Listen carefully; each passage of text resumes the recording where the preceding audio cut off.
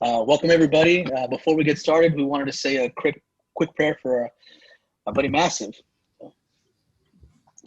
So, dear Heavenly Father, we appreciate you bringing us all together to celebrate the life that was Sal, known to Massive for a lot of the wrestlers and wrestling fans. So this has been a crazy year. We just pray that you keep with us, you guide us, to your grace, and be with our brother as you guys watch over us. In your name, amen. Amen. Amen. So welcome everybody. We are here to celebrate the life that was Massive. And I'm joined here by Hurricane Hector Rincon. We appreciate you, brother. Thank you. Thank you. We got the infamous Sean Vex. So thank you, Vex, for being here. Hot Sauce, Marco Riviera, Robert Zamarripa, and my brother. Hey, what's up, guys? The Lunatic, or sorry, Lunar Eclipse, Junior Garza, Daniel Luna. Yeah. Thanks for being here. So we'll say, Hector, did you want to kick us off? I know he was in your area, and you probably knew him the best out of all of us. Yeah, I was just going to say, I mean, when I first met Sal, of course, he wanted to become a wrestler, and Matt brought him in, Matt Mayer, for those who don't recognize him, or recognize the name. He used to run the Crystal Palace here in town, and we ran a global championship wrestling down here for about 2 straight years, and it was pretty successful. Unfortunately, we had to shut it down, but it was pretty successful. Anyway, so during that time, Sal and Matt would come down here to practice, and at first I wasn't sure how to make, what to make of Sal. I mean, he had his heart in the right place and stuff like that, but he also, liked to joke around, especially when he was with Matt, partners in crime. So, needless to say, I was gonna test the resiliency and in the ring and whatnot, not by stretching him or nothing like that, but conditioning wise. And he stuck it. He stuck it out. Sal did, as well as Matt. And then eventually, after a long period of training and whatnot, he finally broke into the business there with Matt at the Crystal Palace. And again, he was running global championship wrestling, and we were pretty successful. And Matt was a big part of it, along with the likes of Cassandro and the Bestias and Matt Mayer and Randy Therese and Nathan Sen. Excuse me. And anybody that knew Sal for the entire length of his life, his short-lived life. I'm not gonna sugarcoat it. I'm not gonna lie to anybody. I mean, Sal, just like everybody else, I have my skeletons in my closet, and everybody has got skeletons in their closet. And Sal was no different. But he was a human being. He had a big heart, and he was on the up and up. And as far as wrestling is concerned, he loved the sport. I mean, whenever there was an event, he always wanted to be on the card and whatnot. I mean, and he went to great lengths as far as promoting himself and promoting other people, not just himself. He would put people over with promoters and whatnot. And but all in all, he was a great person. Again, yes, I knew many a wrestler that per se didn't see eye to eye with Sal, and being more of a father figure to him than anything else.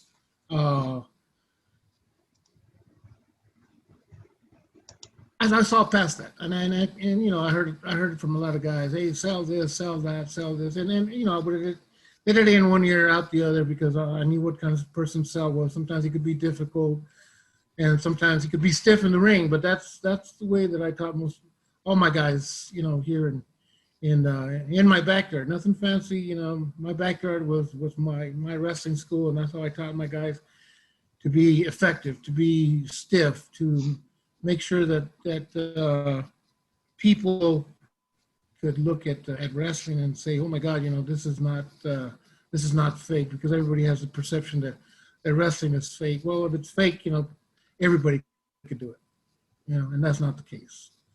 But nonetheless, you know, the last match that I had with Sal was back in at San Antonio with BOW, and that was a little did I know that would be the last time that I wrestled against Sal, and or that I would.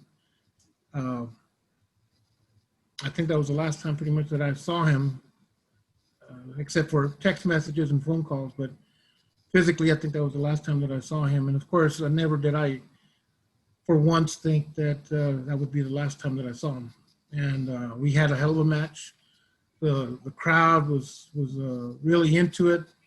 Uh, you know, he was a typical bad guy. He never was necessarily the baby face, but you know, we had the crowd going, and it was a real honor to wrestle him that one time there at the BOW, and you know, myself as well as many others, we're gonna miss him. We're gonna miss him. It doesn't matter whether you thought Sal was the greatest person or the greatest wrestler. It doesn't matter. We're gonna miss him. He had his heart in the right place, even though sometimes we didn't agree with a lot of stuff that he did, but he did have his heart in the right place, and he leaves behind you know, Isaiah, his son, and that's the most painful is leaving behind, you know, your loved ones. And uh, when it first broke out to me, the news broke to me. I think it was on Wednesday evening, and I was outside, you know, I was grilling with the family, and I got a text message from Awesome Andy out in Arizona. He said, "Hey, bro, uh, is it true what they're saying about Sal?" I'm like, "What are they saying about Sal? Is it that he's gone?" I'm like, "No, it's not true. It's a bunch of baloney." I said, "I just saw him post a couple of things on Facebook a couple of days ago." I said, "But I'll try to find out." And as I was trying to find out or try to get a hold of Sal via Facebook, another text came in from Matt Mayer in Las Vegas. And I'm like, he's asking the same thing. "Hey, bro, did you hear about Sal?" I'm like, "What the hell is going on?" So anyway, I reached out and I called Grace. And if you all don't know Grace, him and her and Sal used to be together for a long time. And even though they were no longer together, she still stayed in touch with him, and she always wanted to know about his well-being. So when she asked me, I texted her, and she asked me if she could call me, and I knew when she asked us if she could call me that the answer was going to be yes, that Sal was gone. And sure enough, as soon as she called me, she just called me to confirm that Sal had passed away, and she started crying, and my heart goes out to her and his son Isaiah. It's just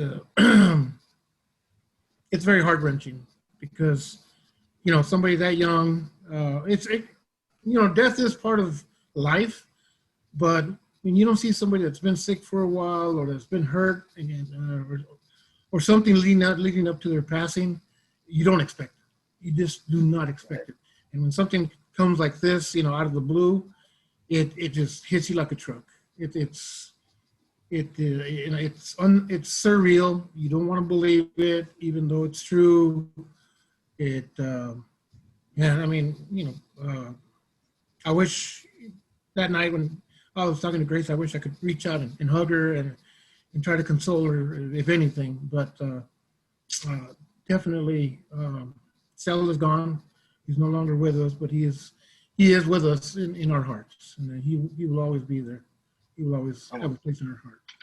Most definitely. And I appreciate you bringing up some of that early stuff out, especially with how he was in the ring and what you taught him to be. Because these two gentlemen here, they helped train me, and we were stiff.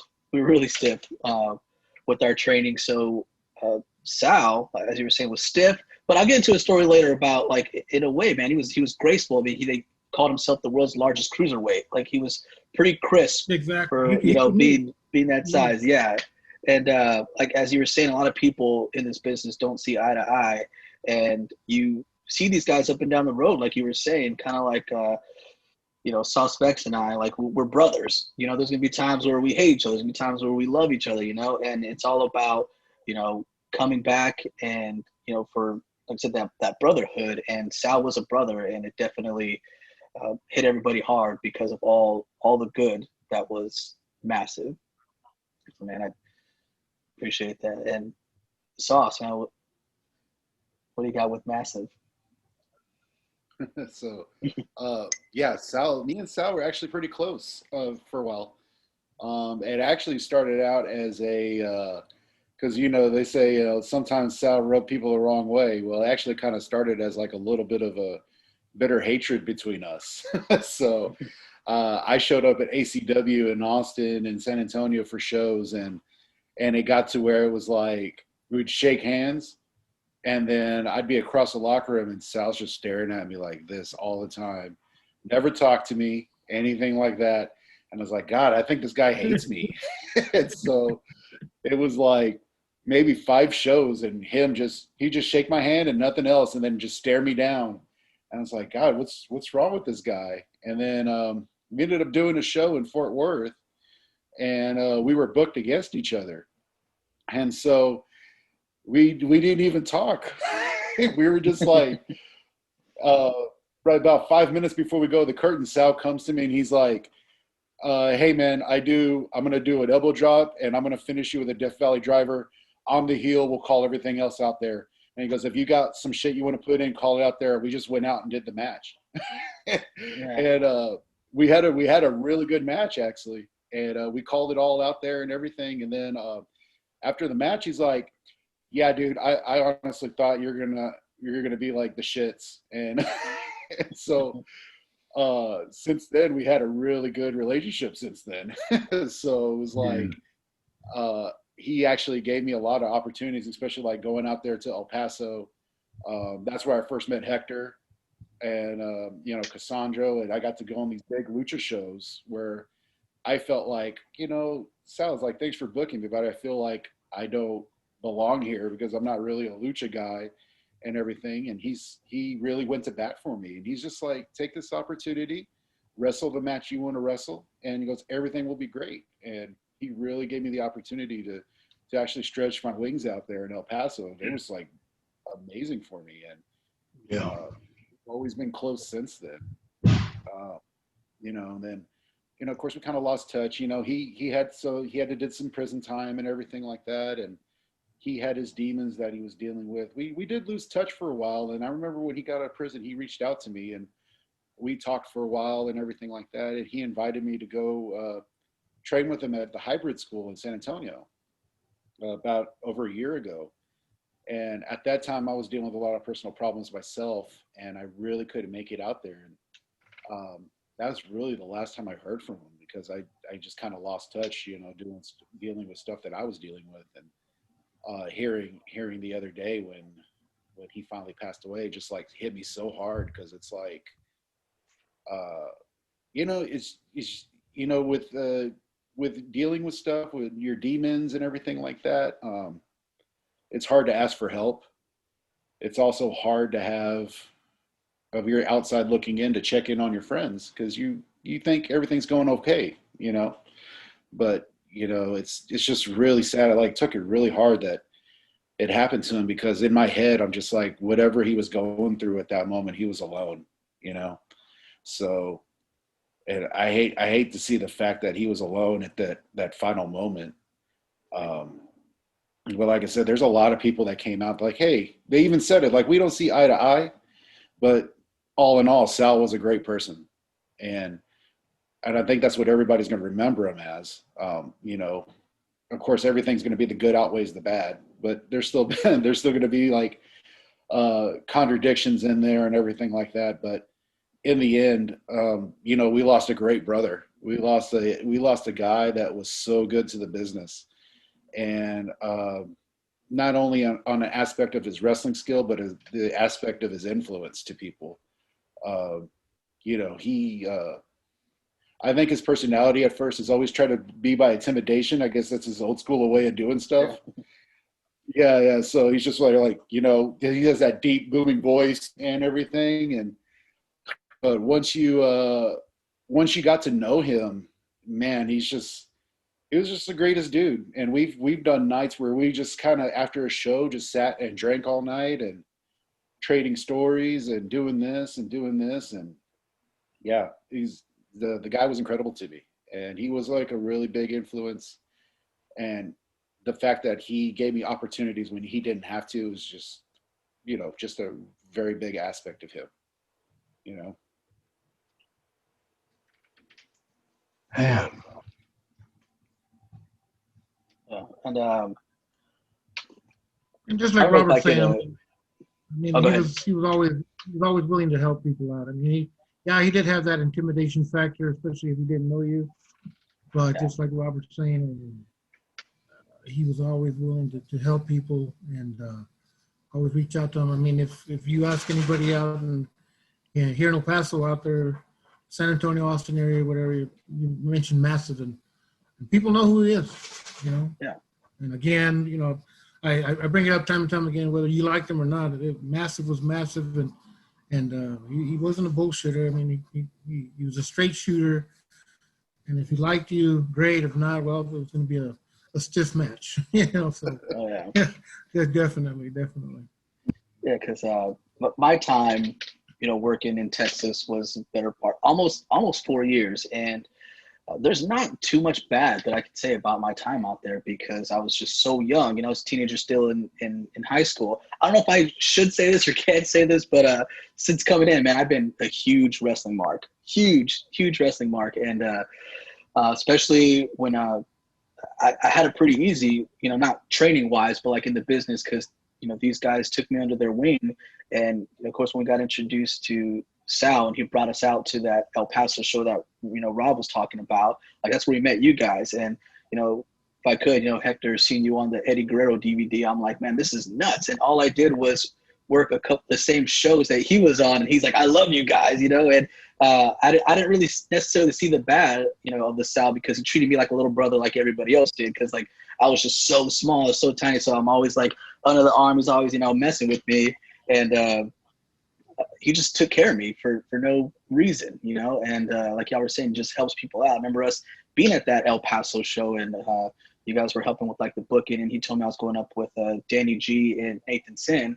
Never met Danny G before, but he wanted to tell them, make sure his stuff looks good. He would want him back sometime, and it was a good time. And for Darren's promotion in ACW, the only interactions I really had with them was taking his finish. As you guys saw the picture of me taking his finish, he told me we're on some kind of scramble, and he said at one point just hit me in the back.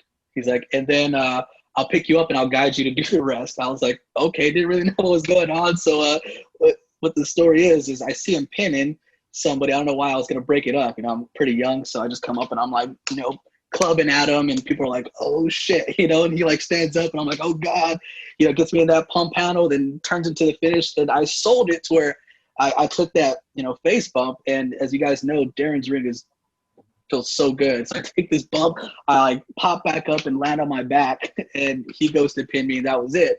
We get to the back. He was like, good fucking sell, man. And I was like, oh, thank you. And it was like, my memory, serves me correctly. It was, a few months down the road, he was, I think, going to do this huge, it wasn't really a heel turn, but like he was going to go out, talk smack, and call somebody out, whatever. And I think I was facing Jacobs Pliskin at the time. So, of course, I was going to get my ass beat for that match. But I remember sitting there with Massive, and he's like, yeah, I'm going to go out and I'm going to beat the shit out of Julio. I was like, wait, what? He's like, yeah, just take the finish again. I was like, okay. So he's like, yeah, so your match, you're going to come out, you're going to be stunned, I'm going to pick you up, and I'm going to throw you back in the ring. I was like, okay, I'm going to, hit you a little bit, then get you to that finish. I love how you take that finish. So I was like, well, yeah, man, if you're going to do all this stuff, I'll definitely make you look good. So this is where I was getting into the, the gracefulness. Like, yeah, he's got some stiff stuff, but, he just tells you what to do, you listen, and it was crisp. Like I went back and looked at some of these, finishes that I took, and it was just beautiful, and he was great. Like I said, for moving, like how everyone says about like Keith Lee now, somebody that size moving that quick, that crisp was just, a sight to see. And he was good. Like I said, you guys stuck around a lot longer than I did. I had to, move whenever I joined the Navy. So the brotherhood I had was the time that I was there. And like I said, I didn't really get to see the bad or, the demons, because that came to me later on in life away from everybody else. So like we were talking about offline mental health stuff, like that stuff gets us, and we should continue checking in on each other. That's why I love that we're doing this here. We're all reconnecting back to that time, all of us there in Texas. So man, Sal was a great man, and I owe him a lot. Like I said, the whole Mark thing, we did that El Paso show, and I told him, I was like, instead of, you paying me, I'll take one of your Massive shirts and some nachos. He's like, yeah, man, for sure. So I wore that Massive shirt fucking everywhere. Like, I think I still have pictures on MySpace with the Massive shirt on. I'm not sure if I had it with the picture that Vex and I took where we're on, it might have been either this shirt or that one, but we broke that desk. But man, like I said, I was a huge Mark. I love the boys and everybody who, showed me the ways and everything. I made sure to, buy that merch, support those guys, and, keep that going. So like all the El Paso dudes, Andy, everybody, they were so great. And I honestly don't have a unkind word to say about Sal. He was a great man. Absolutely. Yeah, absolutely. And the thing about Massive too was just like, I don't think it really generates now today, but he's a great locker room general, because he did all the green boys that kind of didn't know the etiquette. He kind of put people in place. That was a great thing back in the day. I think now with generations coming up now, they're not going to see that kind of training or discipline or anything like that. But yeah, just him being a general and wanting to do good for everybody, even though it came off as intimidating or mean or anything like that, it did it for the greater good of everybody. Yeah. Yeah. So. Oh no, man, shit's crazy. Me and Massive always got along. Like, I think when I first met him at ACW, we just started clowning each other, and that was our thing, And, I'll see him all the time, give him shit, he gives me shit, and we just got along good. I remember, I think the reason that me and him got over with each other is when he used to bring Nathan Sand and all those guys, and Andy, we was always stuck doing those scrambles. Remember Julio was always doing those scrambles, and he saw how we took care of each other. We wanted everybody to look good. We wanted everybody to get their shit in, get a massive pop, whatever you can do. And I think that's what put me over with him, is, working with his boys. I remember one time we did a scramble, and I had won the U30 title. I was defending the belt, and I ended up winning the match. And then I turn around, and Massive's in the fucking ring, and I'm like, what the fuck? He clotheslines me and just like beats the shit out of me, and I'm like, okay, who called this? And so I'm like, what happened? He's like, oh yeah, I just came out there to kick your ass. It's all good. I was like, oh, man, shit. I was like, yes. But yeah, man. I remember one time we went to El Paso, and we stayed at his house. And he was cooking and everything, and we just shooting the shit. And me and JT was trying to we was in the competition of who's gonna fall asleep early because we was drinking like crazy. But man, Massive, all we did was talk about just old school wrestling. I mean, that's all we did. We just could just talk about that stuff and not get old. It wouldn't get boring. It wouldn't get, it wouldn't be like, oh my God, we're talking about the same shit. But yeah, we got along great. And then he took us to that restaurant that I think Eddie, that's on the Eddie DVD. Chico's Chico's Tacos. Tacos, yes. I love that place, man. Yeah. Yeah. And he was like, oh man, you should get this, you should get that. And I was like, fuck, dude, I'll buy whatever, man. And yeah, it was fucking great, man. But yeah, we got along great. The only thing that I hate is the fact that when we started going back to Austin for ACW, I don't know what happened. He was showing up for a while and then he stopped. And like you said, Sauce, life takes over. I was doing a lot of big stuff and you lose touch. And I'm hurt because I feel like with all this stuff happening this year, with all these devastating losses and people dying and like myself, my health is, declining and stuff.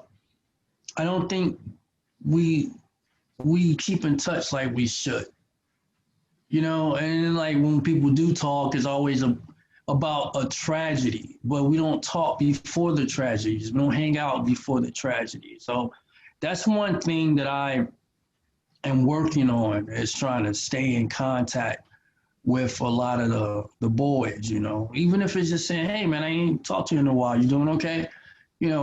Just reaching out just to make sure everybody's in a good space. But yeah, man, I've never had an issue with Massive, man. We've had some fun times together, and he will be missed, man.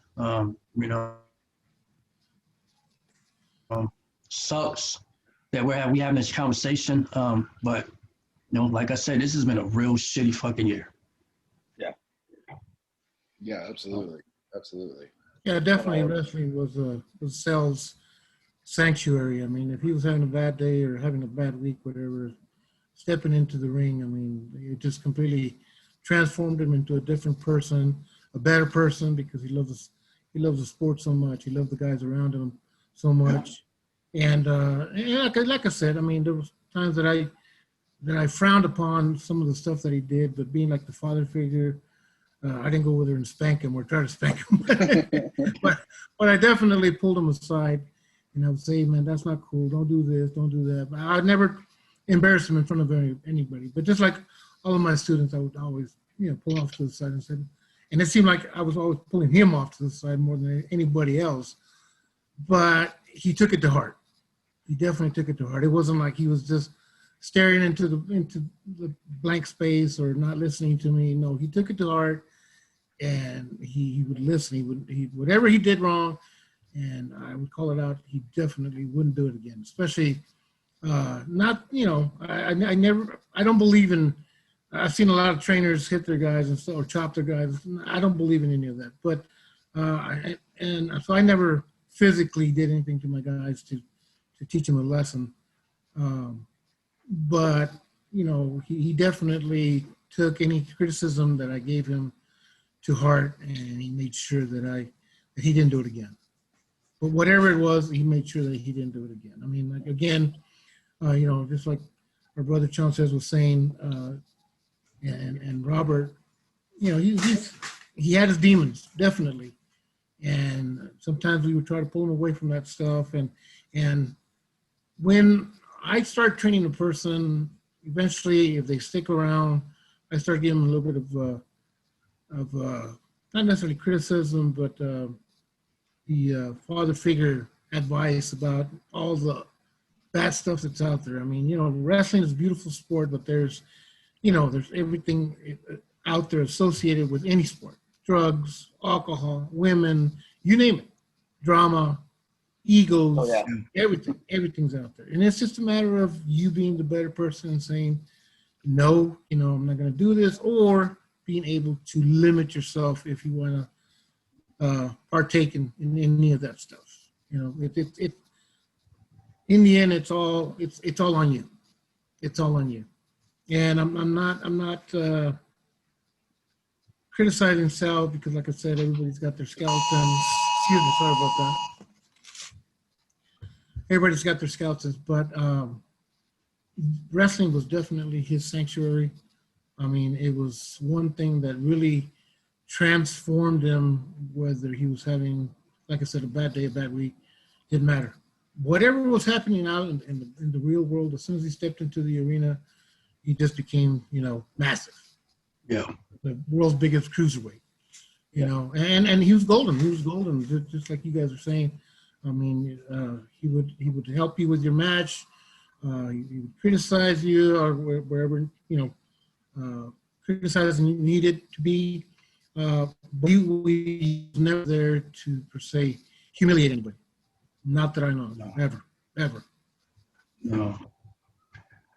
And the thing about what, and I didn't start thinking about this until after I retired.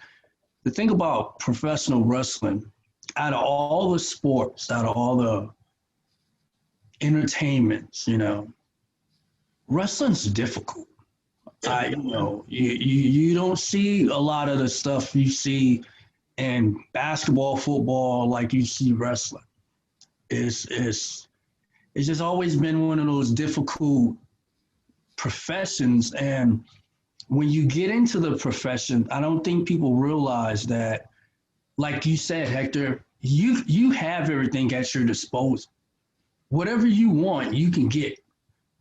And it just takes, a strong person. It just takes, saying, I'm not going to drink tonight, or I'm not going to do this tonight, which you said a lot. That's why we have so many deaths in our business. And, it was getting better.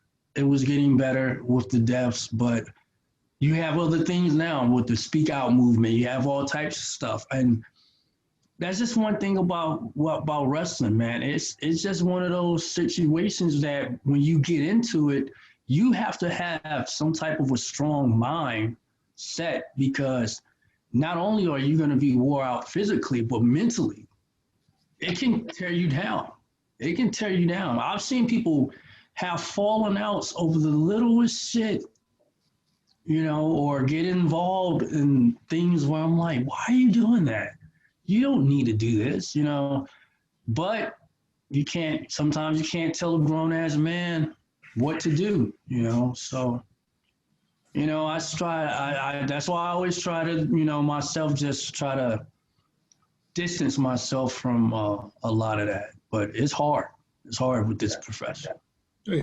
And then none of us, including myself, none of us are perfect. And it takes a strong heart, strong mind to say, like you're saying, Chontes, I'm not going to drink tonight. I'm not going to do that tonight. And that's not to say that that's what did Sal in. We haven't heard what the autopsy is going to reveal or nothing like that. But it's out. Every imaginable type of entertainment is out there. Sorry about that. It'll stop right now. And hold on. Sorry about that. Hold on. You're good. Yeah, man. We're live, folks. El Paso was awesome, though. I'm not gonna lie, man. El Paso is a beautiful place, man. It was. I had a great time in El Paso. I love going out there, man. Oh, Sal and I, along with the other guys, we had some wonderful road trips.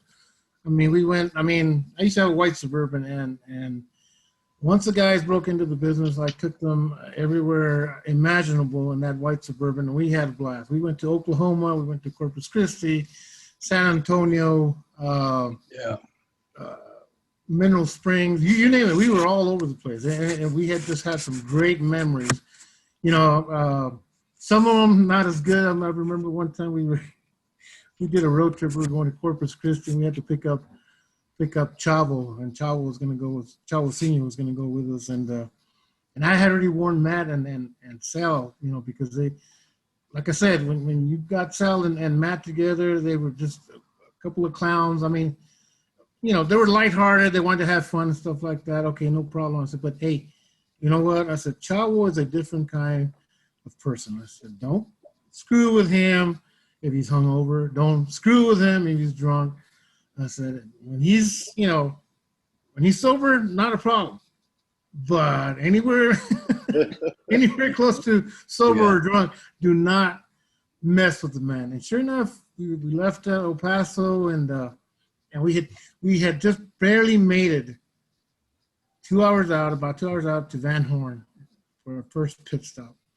And Matt breaks out with a stupid comment to Chavo, who was crashed out in the back of the Suburban. And they, him and Sal, they walked off laughing because they had just insulted Chavo for the most part. And I just buried my head in my hands. And I said, "Here it comes." And sure enough, Matt and Sal walked into the store. And next thing you know, Chavo pops his head up and he says, "Where are those motherfuckers? Spit my ass." And I'm like, "Chavo, man, they were just funny. No, fuck them, this and that." I was like, "Oh." 2 hours in the ride. He walks into that store and he grabs Matt, and I mean, without even telling him a word, Chavo just slaps him right across the face. Boom. And then you see Sal's eyes standing right next to Matt, just, oh. They knew they had opened up a can of worms. But so anyway, after we left Van Horn, all the way to the outskirts, I think it was no, you know what? We weren't going to Corpus. We were going to Victoria, Texas. But anyway, Chavo finally got enough rest where where he woke up, and I mean, from that point on, from Van Horn to that point on, it was dead quiet in the truck. It was dead quiet in the truck. And I was driving, I kept on looking at Sal, and I kept on looking at Matt, and they were just telling me, I'm sorry, through the rear view mirror. And I'm like, you guys are idiots. So it was quiet all the way there. And all of a sudden, Chavo, we were already on the road for about 5 hours after Van Horn, and Chavo pops his head up, and he lets out this huge laugh. "Ah, ha, ha, ha, you fuckers gone, blah, blah, blah."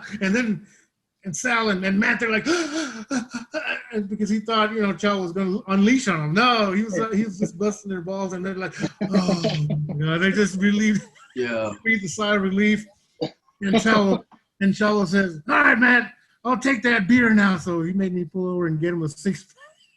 But needless to say, they never again screwed with Chavo. I mean, Chavo was a great person. I love him to death. I miss him to death. Yeah. But that was one of the stories I had to share with you guys. That was very so first time So you never physically taught him anything. It was Chavo. So anytime he messed up, you as the dad, it's like, "I'm going to tell your Uncle Chavo." Yeah, exactly. Oh, please no. If you guys, I mean, it's too bad you guys weren't with us, man. You could have just, I mean, I would have loved for you guys to see the expression on Sal's face when this happened. I mean, they found a newfound respect for Chavo because they didn't know what kind of person he was. This is the first time they met him. Yeah. I even told them, I said, "Hey, this is Chavo Guerrero. This is this person. La la la la la la la. Don't fuck with him. Blah blah blah blah blah." And lo and behold, being Matt and Sal, the first thing I told them not to do, that's the first thing they did. Just 2 hours out of El Paso, bam. Funny as hell. It was funny to me, but it wasn't funny to Sal and Matt at the time, man. Especially Matt. Matt got the shit slapped out of him. I mean, everybody in the store, us, because we knew Chavo was making a beeline for Matt, or for the guys, Matt and Sal. But everybody that heard the slap in the store that wasn't with us, they all turned around and to see what the hell was happening. Matt just had this huge handprint on his cheek, man, where Chavo just laid it in. Capo! And Massive is just standing there looking at Chavo, and his eyes are I mean, they were as big as a dinner plate. They was like, oh. Yeah, I was going to say, better him than us, because we're all notorious for messing with people when they sleep. So that would have been us.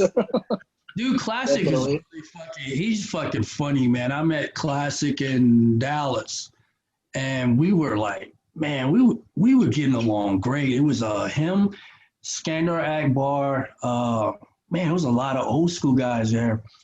And so we just sitting there in the back talking shit, And I don't know who, but somebody brought up Rudy Boy Gonzalez's name. Yeah. And that's all they had to do for fucking Chavo to be like, fuck that motherfucker. I can't stand it. Like, he went on like a 30-minute just rant, and everybody's just looking like, what the fuck did Rudy Boy do to you? Like, dude, that's it. That's all it took. It just, everybody was getting along laughing. Somebody said, oh yeah, man, Rudy Boy. He said, Rudy Boy Gonzalez, man, fuck that motherfucker. I mean, that was it.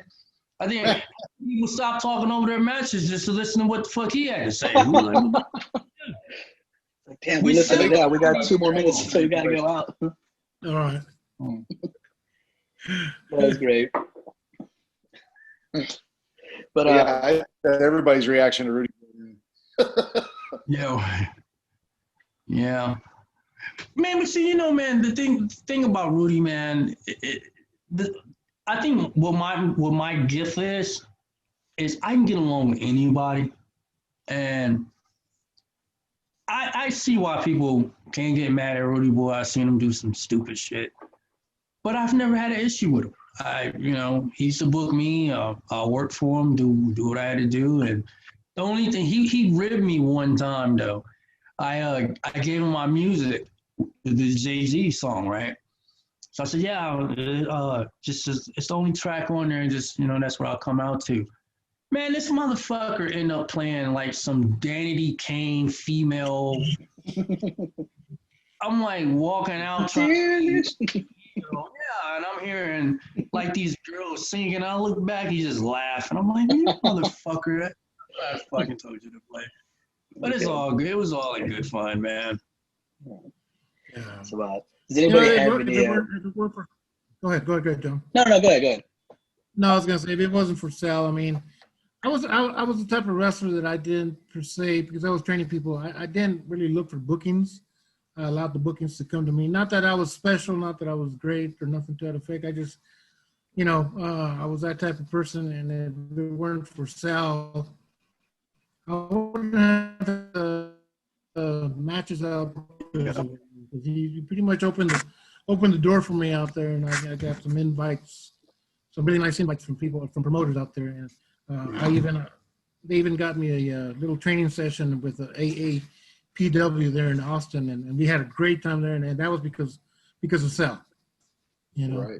Because of Sal. I mean, I took their facility and pretty much made it mine, and we ran a little training seminar, and it was awesome. It was awesome. So, yeah, I definitely, I'll definitely admit that even Sal, being the veteran that I am, opened some doors for me, because I wasn't the type that always got on the phone and looking for bookings and stuff like that. Hey, if they came to me, if they showed up, if they called me, great. If not, I wasn't going to go knocking on their doors. And Sal got me out there, and this was after all the road trips that we did out there with with Marty in Corpus Christi and other people, like in Oklahoma and whatnot. The Oklahoma thing was actually a Chavo thing, so we went down there.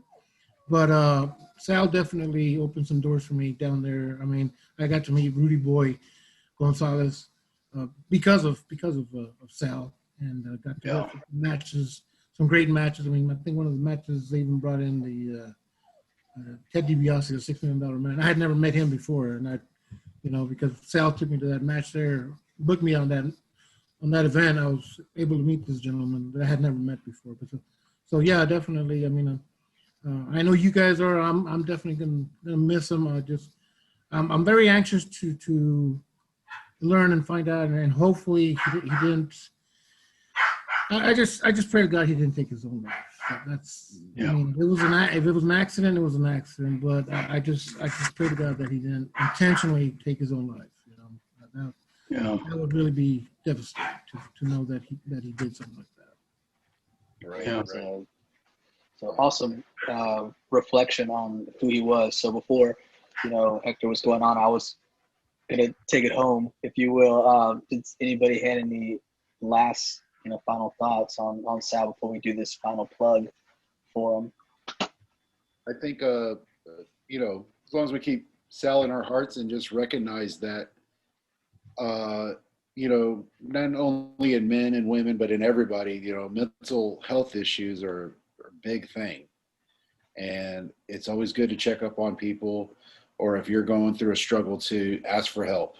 You know, um, you know, we all know that Sal had some problems, and everybody else has problems too. But we all need to take care of each other, especially in this business, because even over the past years, we've had a lot of tragedies with a lot of people in wrestling dying, and a lot of them are senseless tragedies because we don't know how to ask for help, or we don't know how to reach out and help somebody.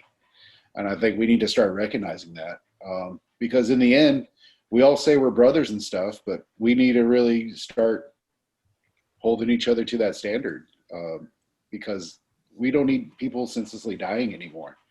Um, it's gotten better now as far, the abuse and everything is not as rampant as it used to be in the business. Everything's a little bit cleaner now, but you still have these guys, that are my age and older that, they still fight this sickness that is happening. But in the end, we're all brothers, and we need to reach out. We all need to stick together. A lot of y'all have been a big influence in my life. Even some of them I've known for a long time. Some of y'all I've known for a little bit, but I remember all the memories. And it's just like, okay, y'all are there for me. I know that. Um, but yeah, Sal will always forever be in our hearts. We just got to. Everybody grieves differently, and everybody's got to take it day by day. Yeah. I actually, man, I say about maybe 2, 3, maybe 4 months. I was seeing clips of him. He was going back up to Austin, working for Biss and them. And when I saw the pictures, I was like, oh shit, Bass was back. And then they was bringing him in. He was doing some good stuff. I was, Looking great. Yeah. And like I said, I found out last night because I was, after Chadwick died, I was texting Yule. I was like, man, this is just fucking shit. And he was like, yeah. And then about Massive, I'm like, the fuck did Massive do? And that's when he told me, I'm like, why the fuck am I just now hearing about this? What the fuck happened? And nobody knows. And I was like, oh my God. That's when I told you guys, I was like, what the fuck? This is ridiculous. Especially, him being a good friend and looking out for us when we was in El Paso and working in ACW and other places. And, and when you hear something like that happening to somebody that you care about and respect, you just feel like, damn, man, maybe I could have reached out sooner, did something, but you never know, man. Absolutely. And Chantes, to your point, I mean, yeah, definitely. I mean, if you see one of the brothers in business, or even a family member, whatever, having problems, struggling with something, reach out to them. I mean, even if they get mad at you, because people that are under the influence or whatever, or addicted to something, a lot of times they're just they're in denial that they don't have a problem. Until somebody points it out to them, somebody important, or maybe nobody's pointed it out to them, and they just feel everything's okay, that they keep on doing it. But just like you guys are saying, big man over here, Robert, was saying, we shouldn't just say it. We should feel it in our heart. We should take care of each other through our hearts. It doesn't matter. It doesn't mean we're going to become the best of friends or whatever, or that we're going to be talking to each other on a daily basis. No, but every once in a while, do a checkup on the guys, or check up on people that you've wrestled with, or grew up in the business with. Just make sure that they're okay. I just want to reach out and shout out to you, make sure you're doing all right, blah blah blah. Hey, that's all fine and dandy. Just make sure everybody's on the up and up, and do a brother check-in. Brother and sister check-in, because there's definitely a lot of women wrestlers out there that all of us know and have been on the same card with.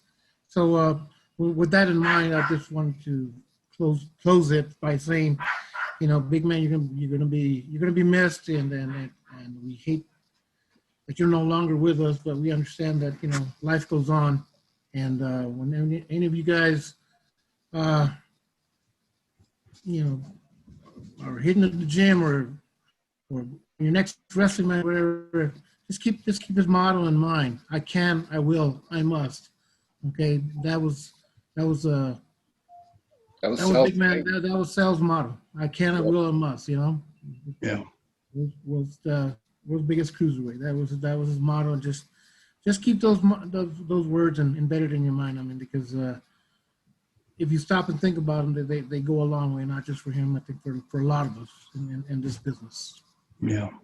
Yeah, and Yeah. I would definitely like to close with like I said, the man who I felt just took a liking to us, just seeing what we did and liked what we did, and it brought us to these experiences and meeting all these new people, like just because he liked us, you know, always looking out for him, and I will always remember him for doing that. So this is gonna go up, so everybody that's watching, you know, I would encourage you guys to reflect in, you know, comment in, and we also have the link. There's a GoFundMe page that is brought out for Sal, so you guys go check that out. Anything helps. So rest in peace, Exactly. Massive. We love you, brother.